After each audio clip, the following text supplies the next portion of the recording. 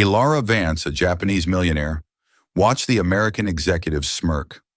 Lots of money, Marcus Thorne boomed in condescendingly simple English, holding up 5 fingers. They think I'm deaf, Ilara thought, the sting of humiliation a familiar ache. They had no idea her silence was a trap, her supposed weakness a weapon yet to be unsheathed. The cloying scent of roasted duck filled the air, a feast they wouldn't savor for long. They saw her silence as weakness, her foreign words as nonsense. They smirked, they whispered, they belittled her, confident in their superiority. They believed they were in complete control. What they didn't know was that their every sneer and every lie was being watched by the one person in the room. They never even noticed the waitress. The air in the private dining room of Aurelia, one of downtown Manhattan's most exclusive restaurants, was thick enough to be cut with the sterling silver knives laid on the table. It was an atmosphere of forced patience, a palpable tension simmering beneath a veneer of corporate civility. The room was a statement in itself, walls paneled with dark polished mahogany, a crystal chandelier that dripped light onto the table like frozen tears, and a single vast window offering a godlike view of the sprawling city lights below. On one side of the expansive table sat Richard Sterling and Marcus Thorne. Richard, the CEO of Sterling Innovations, was a man in his late 50s with a man of silver hair that looked meticulously sculpted and a smile that never quite reached his cold, calculating blue eyes. He exuded an aura of old money and unshakable power. Beside him, his vice president of acquisitions, Marcus, was a younger, sleeker version of the same predator. His suit was sharper, his smile wider, but his eyes held the same hungry glint. They were here to close the deal of a lifetime, the acquisition of Vance Robotics, a Japanese firm at the forefront of bio-integrative AI. And on the other side of the table was the reason for their anxiety. Heir Vance. She was not what they had expected. Her name Vance was from a brief, long-ago marriage to an American academic, but her entire being was a portrait of Japanese grace and austerity. She was perhaps in her late 60s, her posture ramrod straight, her silver-streaked hair pulled back in a simple, elegant knot. She wore a modest, dark silk dress unadorned with any jewelry save for a simple jade ring. Her face, a mask of calm impassivity, gave away nothing. Accompanying her was her trusted aide, a younger man named David Chen, who sat slightly behind her, his expression a perfect mirror of his employer's stoicism. The problem began the moment she arrived after the initial greetings facilitated by David Aurora Vance had spoken, but her words were not the crisp accented English they were prepared for. They were Japanese, soft, melodic, and utterly incomprehensible to Richard and Marcus. Mr. Sterling, Ms. Vance is pleased to be here and appreciates you hosting this dinner. David had translated his own English impeccable. Richard had forced a laugh. Of course, a pleasure. Please tell her, we are honored. As the appetizers were served, a delicate arrangement of seared scallops and yuzu foam, Richard tried again.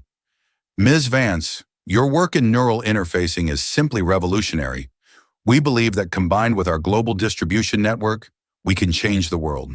He paused, beaming, waiting for the translation. David leaned in, murmured to Ilara in Japanese, and she responded with a short, quiet phrase. David turned back.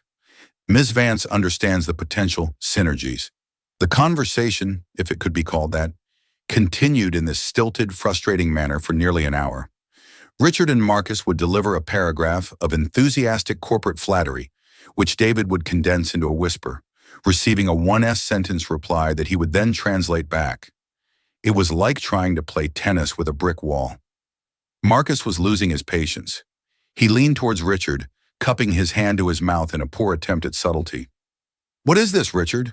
Is this some kind of power play? Forcing us to go through him for everything she's making us beg? Richard's smile was tight, a mask of professionalism cracking at the edges. Stay calm, Marcus. This is how they do business. It's about respect hierarchy. Just play the game. The prize is worth $500 million, but it felt like more than a game. Vance's eyes, dark and intelligent, seemed to follow their every move. She rarely looked at David when he translated, but instead watched them, her gaze unwavering. It was unnerving. She would occasionally say something directly to them, a stream of Japanese that sounded like a question. Her head tilted slightly. Each time they would look at David with panicked helplessness. She asks if you enjoyed your recent holiday in the Caribbean, Mr. Sterling. David would translate, his face unreadable. Richard would blink, caught off guard. Oh yes, it was wonderful. Very relaxing. How did she? And she notes that your company's stock fell 2 points this afternoon after the quarterly projections were leaked, Mr. Thorne. David would continue relaying another of Ara's soft-spoken observations. Marcus's face would pale slightly. They were being dissected, analyzed, and the woman holding the scalpel was speaking a language that rendered them completely powerless. Their frustration was curdling into a dangerous mix of anger and arrogance. They were the titans of industry here, not her. This was their city, their restaurant, their deal, and they were being made to feel like fools. Chloe adjusted the crisp white apron around her waist. Her movements practiced and silent as she moved along the periphery of the private dining room. She was a ghost in this opulent world, trained to be invisible. Her job was to anticipate needs before they were spoken to, refill a water glass the moment it dipped below halfway, to clear a plate with the stealth of a cat, to exist as a pair of hands, not a person. But Chloe was a watcher. It was how she survived not just the grueling shifts at Aurelia, but life. She noticed the slight tremor in Marcus Thorne's hand as he reached for his wine, a sign of agitation he was trying to suppress. She saw the way Richard Sterling's affable smile was a thin, brittle shell over a chasm of impatience. Most of all, she watched Ara Vance. To Richard and Marcus, the woman was an obstacle, a bizarre, foreign enigma. To Chloe, she was something else entirely. She was familiar. Chloe had grown up in Kyoto. Her father was a cultural attaché at the American Embassy, a quiet academic who had fallen in love with the country and raised his daughter there for 15 years. She had attended a local Japanese school, her days filled with the rigorous cadence of the language her friendships forged in its nuances. Japanese wasn't just a second language to her. It was the language of her childhood, of scraped knees and first heartbreaks, of whispered secrets with her best friend Aiko. It was the language she still dreamt in sometimes. Now working 2 jobs to pay her way through a fine arts degree at NYU, those years felt a lifetime away. Here she was, just Chloe, the quiet waitress. No one knew that the soft, flowing words spoken by Vance were as clear as day to her, and what she heard made the fine hairs on her arms stand up. She heard the translations David Chen provided, and they were accurate, but they were also incomplete. They were literal. They were the sterile, functional words of a professional interpreter. What they lacked was the soul, the subtle honorifics, the intricate subtext that was woven into every syllable Vance spoke. When Ara had asked about Richard's vacation, her tone hadn't been merely inquisitive. There was a layer of polite, almost surgical precision, a phrase that subtly implied, "I know you were conducting unofficial business on that trip." When she had mentioned Marcus's stock, dropping her choice of words was not just an observation. It was a delicate yet unmistakable expression of disappointment, the kind a teacher might use for a promising student who had failed a simple test. She was speaking in a highly formal, almost courtly dialect of Japanese, one that conveyed immense authority and intellect. Chloe watched as Marcus, growing bolder with his frustration, launched a new tactic, a condescendingly simple English spoken loudly as if Arara were deaf or simple-minded. "We are offering you a very good price," he said, holding up his fingers. "Lots of money." Chloe flinched. The insult was so profound, so deeply ignorant, that she felt a phantom sting of shame on his behalf. She saw Ara Vance's eyes for a fraction of a second flicker, with something that looked like pain, not anger, but a deep, weary sadness. David Chen's jaw tightened, but he remained silent, translating Marcus's boorish words dutifully. Ara responded, her voice still quiet, but with an edge, a sharpness that wasn't there before. David translated, "Miss Vance understands the financial offer," but what had actually said was, "Please tell this child that the buzzing of a fly is more disruptive to my thoughts than his shouting." Chloe nearly dropped the silver water pitcher she was holding. She steadied herself against the wall, her heart hammering. This wasn't a negotiation. It was a disaster. These men in their blind arrogance were dismantling a $500 million deal with every condescending word and Vance was letting them. She was observing their disrespect, cataloging it, her silence a vessel for their contempt. The final straw came when Richard, convinced that the woman across from him was either playing a foolish game or was genuinely incompetent, decided to discuss strategy with Marcus openly right at the table. "Look, this is going nowhere," Richard muttered, leaning across the table as if David were merely furniture. "Let's just get to the final offer. We'll cut out the performance incentives for her executive team. She clearly can't manage them. If this is how she behaves, we can absorb them into our own structure and save $20 million off the top. She'll never even know the difference. Just tell her it's a streamlined final offer." Marcus grinned a flash of predatory teeth.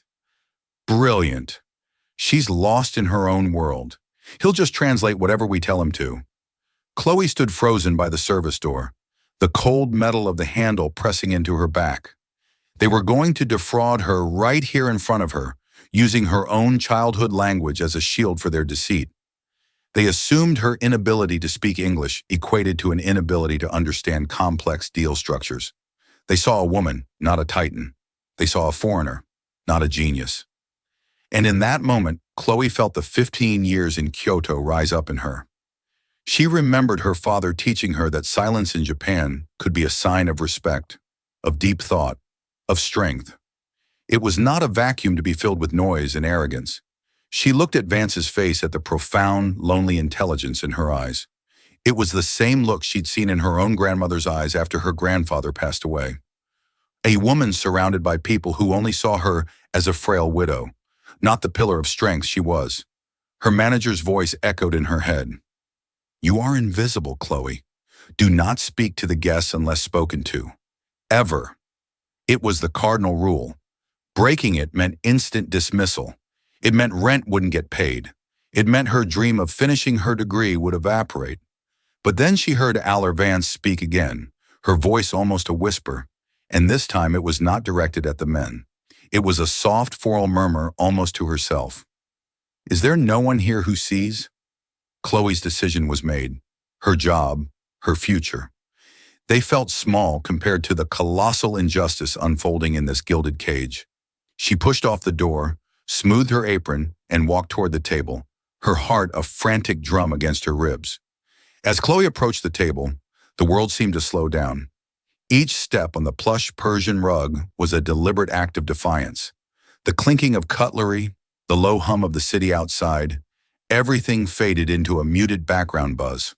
All that mattered were the four figures at the table, locked in their tableau of misunderstanding and deceit. Richard and Marcus didn't even notice her at first. They were too busy smirking at each other, confident in their scheme. David Chen's head was bowed slightly, a portrait of resignation. Only Ara Vance's eyes lifted to meet Chloe's. For a fleeting second, Chloe saw a flicker of surprise in them, a momentary crack in the serene facade. Chloe stopped, not beside Richard or Marcus, but at a respectful distance from Ara's side of the table. She took a slow, deep breath, the sterile air-on-conditioned air, feeling thin in her lungs. This was it. She bowed. Not a deferential servant's nod, but a deep, formal bow from the waist, the kind she hadn't performed in years. It was a bow of profound respect, one reserved for an elder, a teacher, a person of immense status. The gesture was so unexpected, it sliced through the room's tension. Richard and Marcus stopped talking, their heads snapping in her direction. "What the hell is this?" Marcus muttered a sneer, twisting his lips. "Can we get some more wine here, or—" His voice trailed off as Chloe straightened up, looked directly at Allor Vance and spoke. Her Japanese was flawless. It was the Kyoto dialect of her youth, formal, humble, and clear as a temple bell.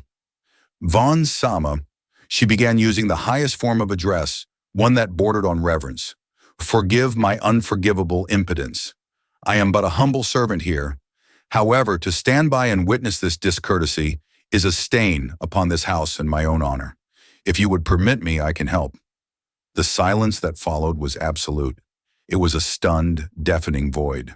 Richard and Marcus stared at her, their mouths literally agape. It was as if a piece of furniture had suddenly recited Shakespeare.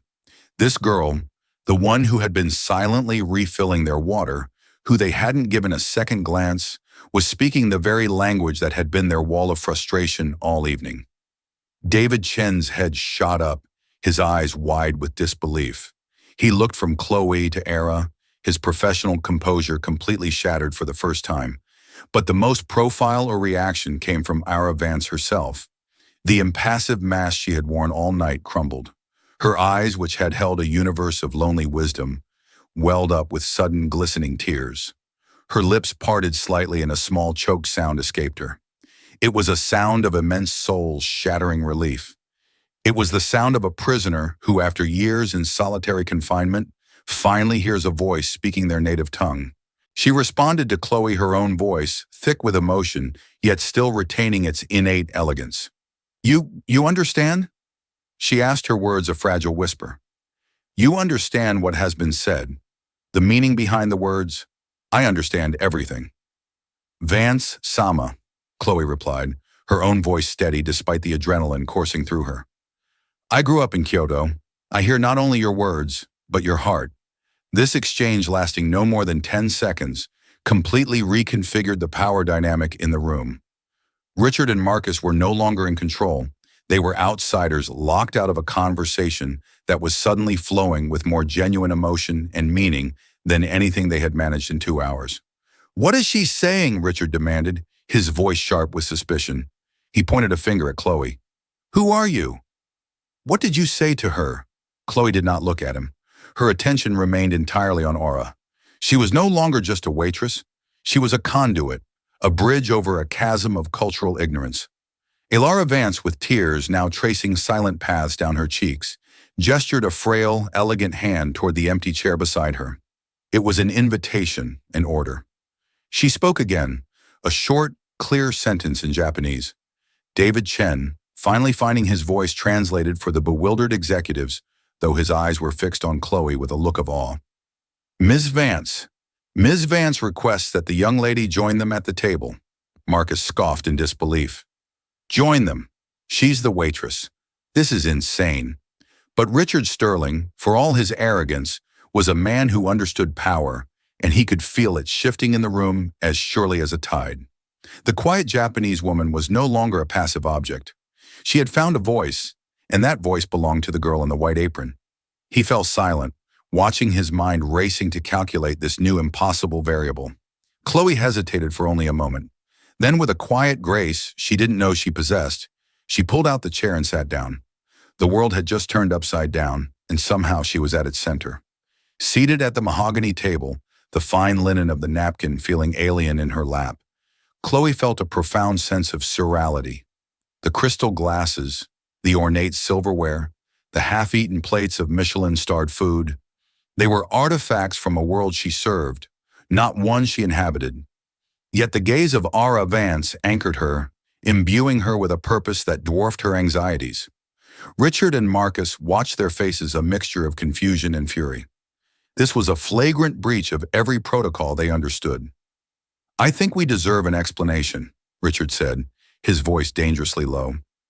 He addressed David Chen, but his glare was fixed on Chloe. "What is going on?" Before David could speak, Era addressed Chloe directly in Japanese, her voice now calm and imbued with a quiet authority. Chloe listened intently, then turned her gaze to the two American executives. For the first time she spoke to them, her voice clear and measured. "My name is Chloe. Ms. Vance has asked me to translate for her." She paused, letting the simple statement land. "She feels it is time for you to understand the full context of this meeting." David Chen nodded slowly, giving Chloe his tacit permission. He understood his role as a purely professional translator was insufficient for what was needed now. What was needed was a human connection. Chloe turned back to Ara, who began to speak. She didn't speak of business, of robotics, or stock prices. She spoke of a rainy Tuesday in Tokyo 6 months ago. She spoke of a black car, a slick road, and the screech of tires that was the last thing she remembered before waking up in a world of muted colors and confusing sounds. Asara spoke. Chloe translated her voice, becoming a vessel for the older woman's pain and frustration. 6 months ago, Chloe began her words, painting a stark picture in the opulent room. Ms. Vance was in a serious car accident. She sustained a traumatic brain injury, specifically to the parts of her brain that control language processing brokers in Vernix areas. She paused. Richard and Marcus exchanged a look of disbelief. Her cognitive functions. Chloe continued, the words flowing through her memory, her intelligence, her brilliant engineering mind. They are all perfectly intact. She is the same woman who built a global empire from nothing. But the injury has caused a specific and rare form of expressive aphasia. Chloe took a breath, ensuring she conveyed the gravity of the situation exactly as Laura was expressing it. When she is under stress, her brain defaults. It reverts to its most fundamental pathways.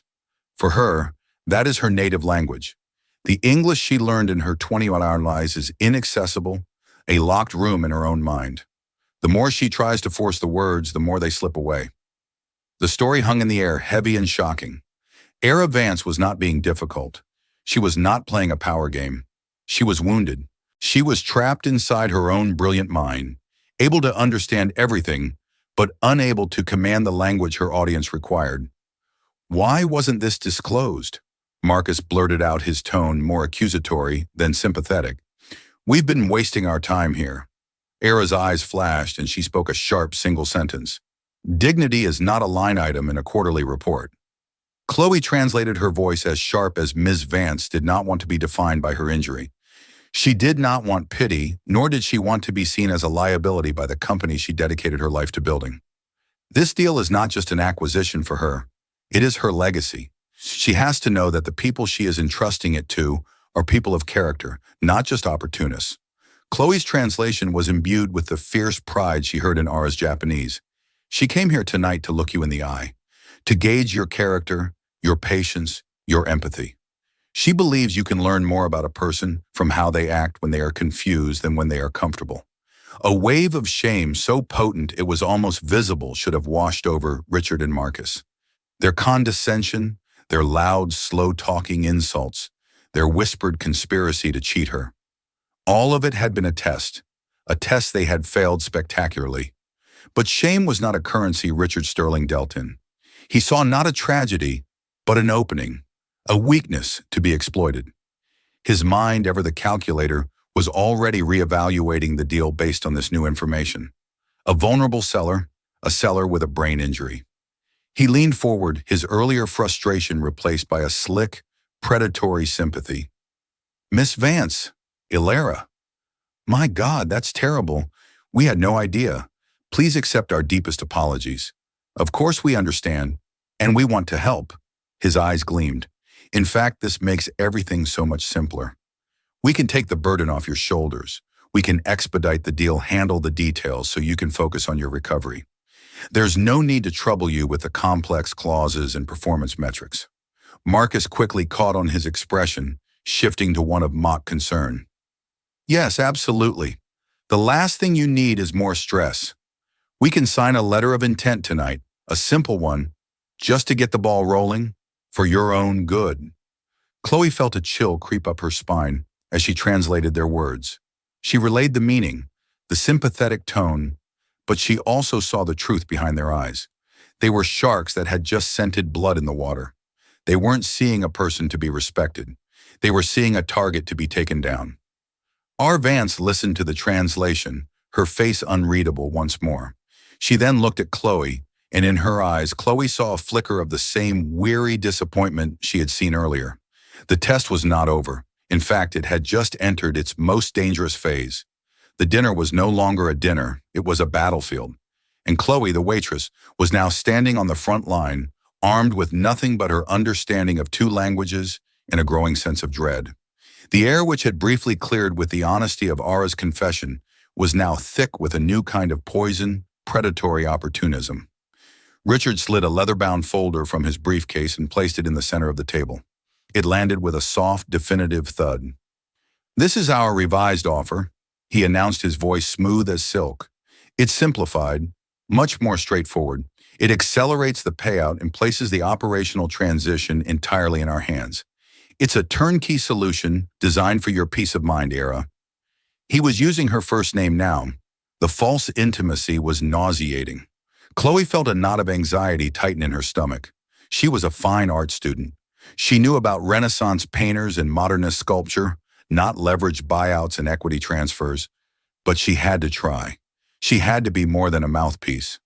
Ara gestured for Chloe to examine the document. As Chloe picked it up, she felt the weight of it, the cold, smooth paper filled with dense, legalistic text. She began to read the key clauses aloud to Ara in Japanese, her voice slow and careful.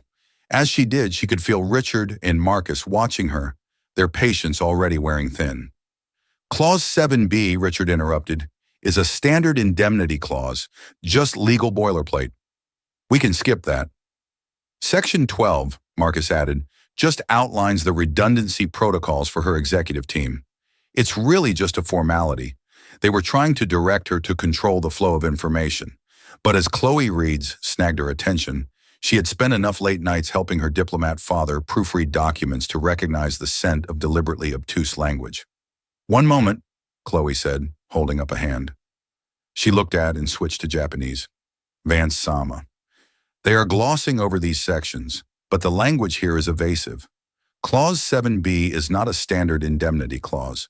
It appears to give their company unilateral power to renegotiate all of Vance Robotics' existing intellectual property licenses after the merger. They could sell off your core patents. Ara's eyes narrowed almost imperceptibly. She gave a slight nod for Chloe to continue. In Section 12, Chloe went on, her heart pounding, is not about redundancy. It's a non-compete clause, but it is written so broadly that it would not only prevent your top executives from working elsewhere, it would effectively prevent you personally from engaging in any related technological endeavors for a period of 10 years. They are trying to buy not just your company, but your future. Chloe was no longer just translating. She was analyzing. She was protecting.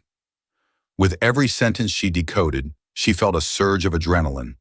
The two powerful men at the table suddenly seemed smaller, their expensive suits and confident smiles, nothing more than cheap camouflage for their greed.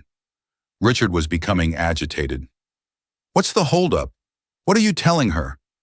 Just tell her it's a standard agreement. Chloe met his glare, her own expression unyielding.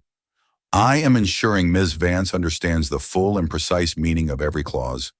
Mr. Sterling, as you can appreciate, clarity is paramount in a deal of this magnitude.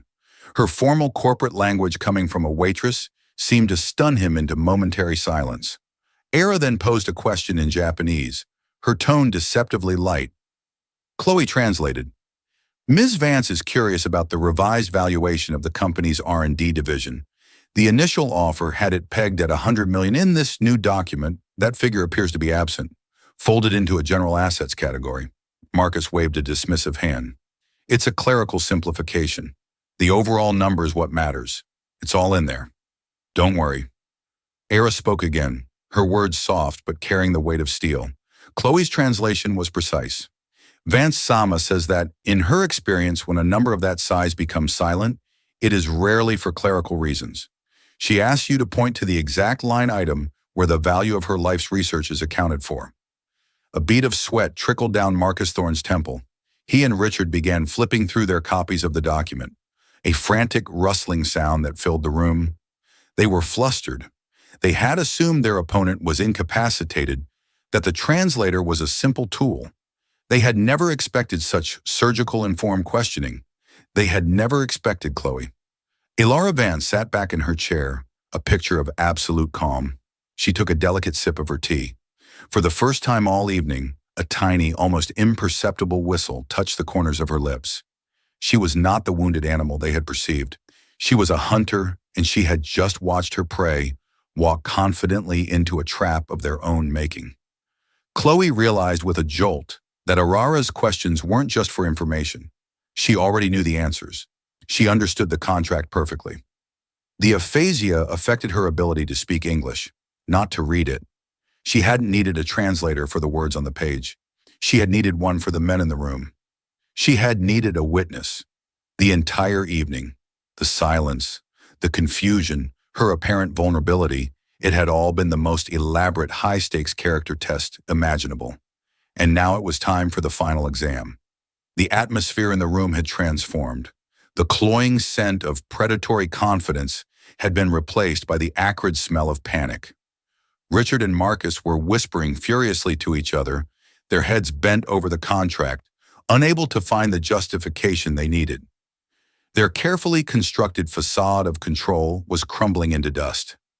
R. Vance watched them for a long moment, her expression unreadable. Then she looked at Chloe and began to speak.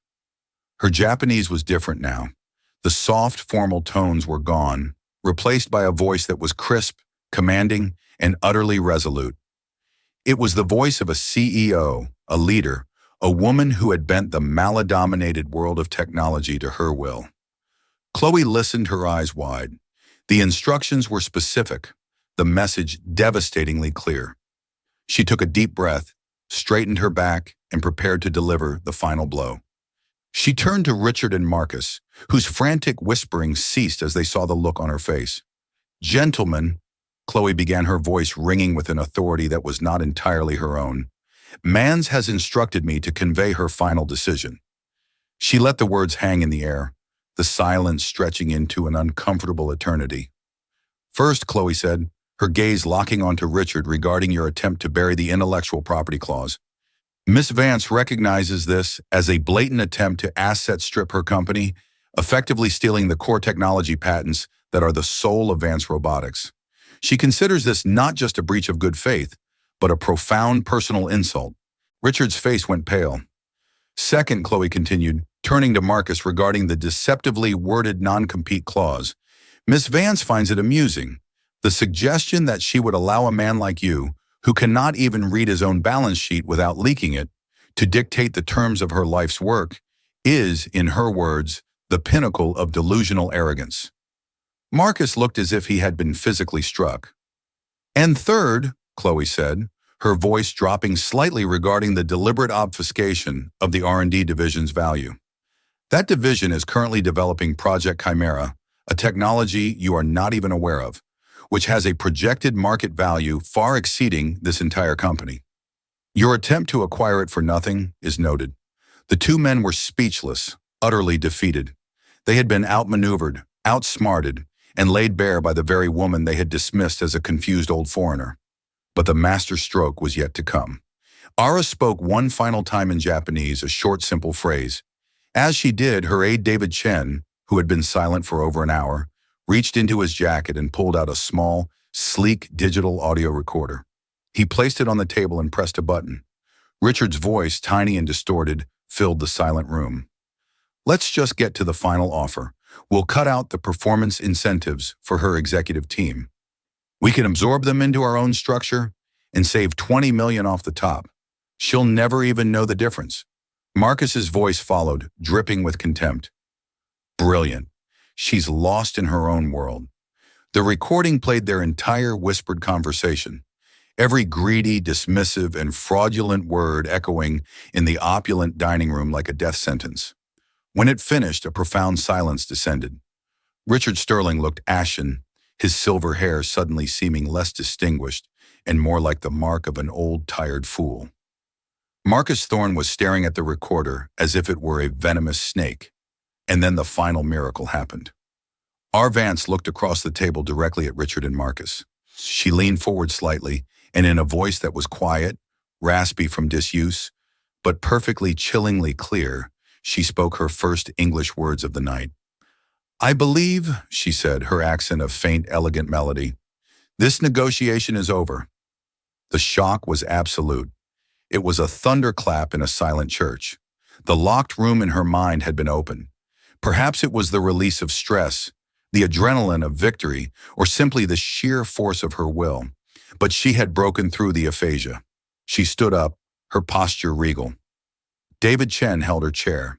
She gave a slight, almost imperceptible nod to Chloe, a gesture of immense gratitude and shared victory. Then, without another glance at the two ruined men, she turned and walked out of the room, leaving behind the wreckage of a $500 million deal and two careers that were, for all intents and purposes, finished. The sound of the door clicking shut was the loudest noise Chloe had ever heard. Of course, here is a rewritten and significantly expanded version of Part 7, delving deeper into the emotional and psychological aftermath for Chloe, drawing out the tension and making the life-changing offer a more detailed and profound moment. Chloe stood alone in the private dining room, a ghost in a gilded cage that had suddenly become a tomb. The silence left in Aurora Vance's wake was not peaceful. It was a physical presence, a high-pitched ringing in her ears that was the sound of her life teetering on a knife's edge. The rich scent of roasted duck and truffle oil now seemed clawing and decadent, the smell of a world she had just violated. Richard and Marcus had vanished like apparitions, their panicked retreat leaving behind a tangible aura of disgrace. They had left everything, briefcases agape, pens, and the fraudulent contract sitting squarely in the center of the table, a monument to their greed. The adrenaline that had sharpened her senses and steadied her voice began its cruel retreat, leaving a cold, trembling weakness in its place. She reached out and touched the back of the mahogany chair she had sat in the wood, still warm.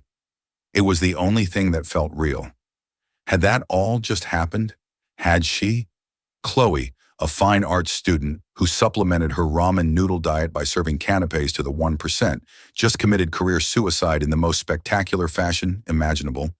Her heart hammered against her ribs, each beat a frantic question. What have I done? What have I done? The cardinal rule, the one branded into every server at Aurelia, screamed in her mind, "You are invisible. You are silent. You do not exist." She had not only existed, she had appointed herself judge, jury, and translator. The service door swung open with a violent slam, and her manager, a severe man named Mr. Dubois, with a perpetually pinched face, stormed into the room. His face was a mottled shade of crimson, his eyes blazing with a fury that made Chloe's blood run cold.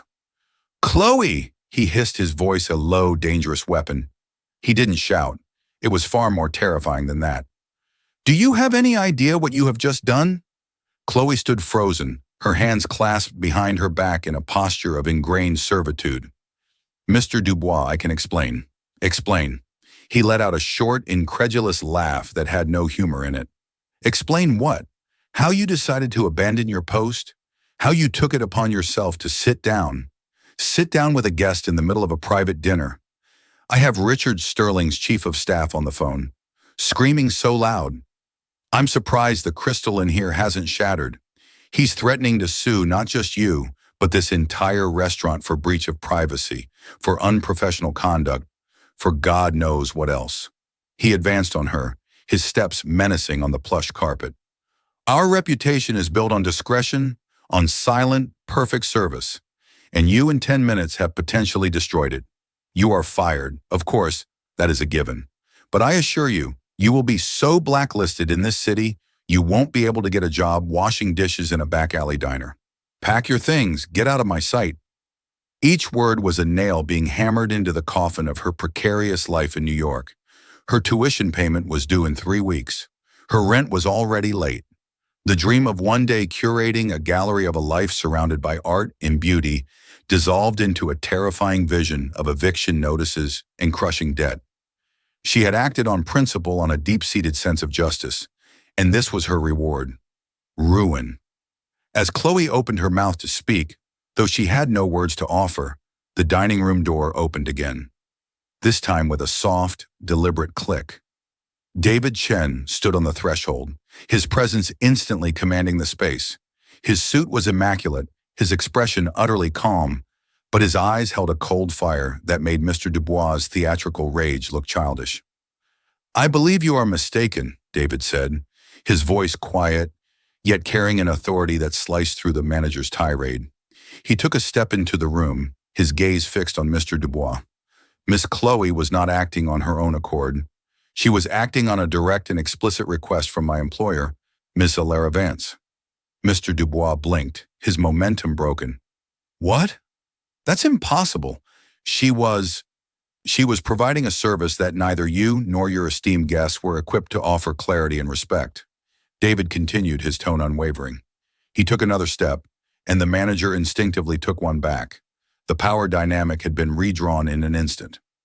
"As for Mr. Sterling, I would advise him to be very careful about making threats. We have a recording of him and Mr. Thorne conspiring to commit wire fraud and contractual deception. My next call is to our legal team. His chief of staff will soon have far more pressing concerns than the conduct of a waitress. The color drained from Mr. Dubois' face. The name Vance, which before had just been a name on a reservation, now landed with the weight of a global corporation and its army of lawyers. David's attention shifted from the stunned manager to Chloe. The coldness in his eyes vanished, replaced by a genuine warmth and a profound look of respect that felt more valuable than any paycheck. Miss Vance would like to speak with you. She is waiting in her car downstairs. Please come with me. He said it not as an order, but as a gentle invitation. He then turned his head slightly towards Mr. Dubois. See to it that her personal belongings are gathered and delivered to the address I will provide. She will not be returning. Without another word, he held the door open for Chloe. She walked past her former manager, who stood gaping like a fish, his authority utterly dismantled. She didn't look back. She walked through the bustling main dining room, where other servers and staff paused their work to stare whispering behind their hands. She was a curiosity, a scandal in motion. She felt their eyes on her back as she shed her white apron, folding it and placing it on a service counter, a final symbolic act of leaving that world behind. She followed David out of the gilded restaurant and into the cool, damp night air of Manhattan. At the curb, a sleek black Rolls-Royce was purring its engine, a barely audible hum. It wasn't just a car. It was a vessel from another dimension, a silent, imposing statement of power. David opened the rear door, and Chloe, feeling as though she was stepping into a dream, slid inside. The door closed with a heavy, satisfying thud and the chaotic symphony of the city. The sworns, the horns, the chatter was instantly muted, replaced by an unnerving, profound silence. The interior was cavernous, smelling of rich leather and the subtle clean scent of jasmine. Across from her, illuminated by the soft glow of the cabin lights and the passing street lamps, sat Alara Vance. She looked tired, her face etched with a weariness that hadn't been there in the restaurant. The immense effort of the evening of maintaining her composure, of forcing her mind to reclaim a language held captive by trauma, had clearly taken its toll. She leaned her head back against the plush headrest. Her eyes closed for a long moment. When she opened them, they were fixed on Chloe, and they were filled with a deep, soulful gratitude.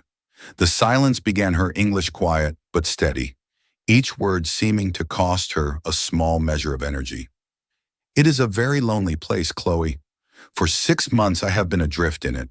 People either shout at me as if I'm a fool, or they speak about me as if I am not there tonight. You gave me my voice back, not just by speaking my language, but by hearing what I did not say. Chloe was overwhelmed, twisting her hands in her lap. I don't know what to say, Miss Vance. I thought I was going to be fired. I was terrified. I grew up in Kyoto. My father was a diplomat, and to hear them the way they spoke to you. The disrespect, I couldn't just stand there. Ara's lips curved into a soft, genuine smile. I know. I saw it in your eyes long before you approached the table. I saw you flinch when Mr. Thorne shouted. I saw your jaw tighten when Mr. Sterling began his conspiracy. I was watching them, but I was also watching you. She leaned forward, her intensity filling the small space. The accident changed everything for me. It showed me how quickly the world can turn on you. The moment they sense a weakness, the sharks begin to circle. My company, the legacy I have built for 40 years, is vulnerable. I need to find a successor, a partner, someone to protect it. But how can I trust anyone's motives? Now everyone who approaches me sees either a victim to be pied or an opportunity to be exploited. The world I have found is full of Richards and Marcus. Chloe listened, captivated, understanding that this was more than just an explanation. It was an unveiling of the woman behind the myth. I find myself in need of a person of rare character, continued, her gaze unwavering. This is not a job offer for a translator. It is an offer for a new path. I need someone on my personal staff who understands nuance, who values integrity over ambition, someone who can be my eyes and ears, who can sit in a room and see not just what is being said, but what is being felt. I need someone to be my integrity check. She let the words settle, giving Chloe a moment to absorb them.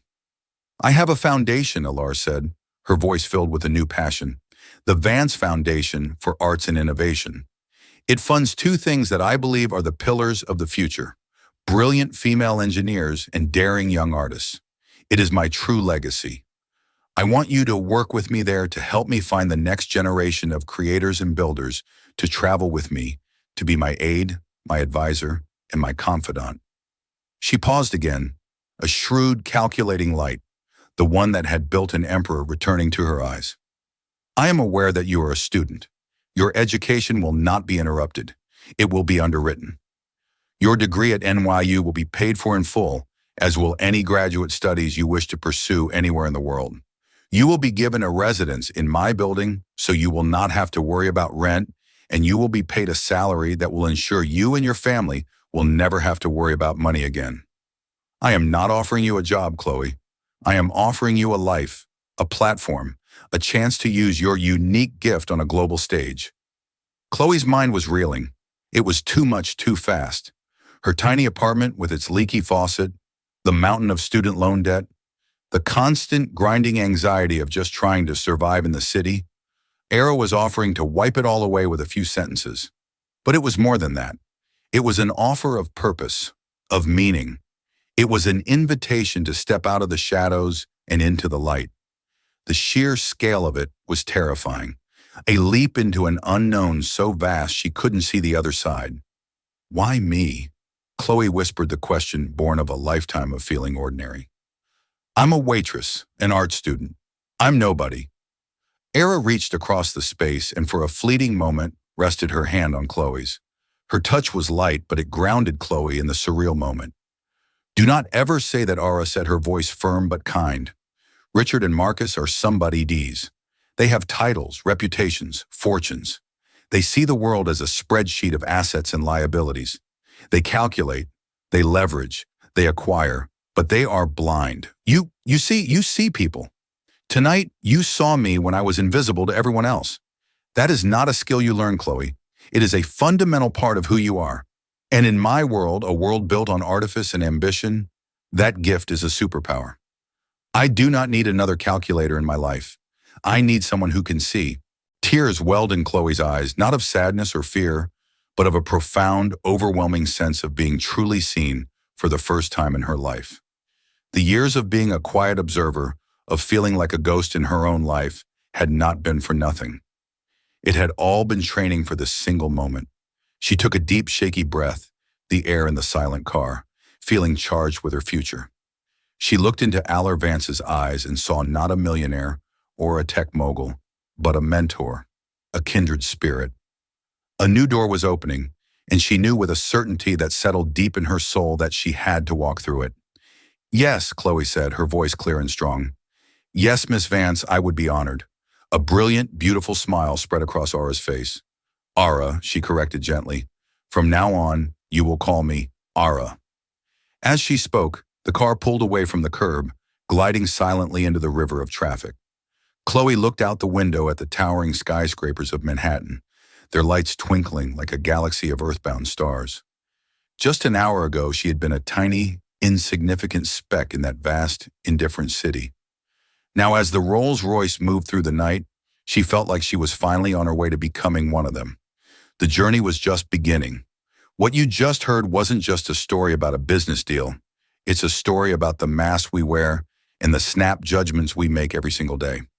It's about how we constantly underestimate the people around us, the quiet colleague in the office, the cashier at the grocery store, the waitress serving our table. We see a uniform, a job title, a silent exterior, and we fill in the rest with our own prejudices. But behind every pair of eyes is a universe of experience, a hidden strength, a voice waiting for the right moment to be heard. Era Vance wasn't a victim. She was a queen testing her court. And Chloe wasn't just a waitress. She was the only one worthy of entering it. If this story moved you and reminded you of the extraordinary power of ordinary kindness and perception, please give this video a like and share it with someone who needs to hear it. And don't forget to subscribe and hit the notification bell for more real-life stories that reveal the incredible truth that heroes are all around us, often in the most unexpected of places. Thank you for listening.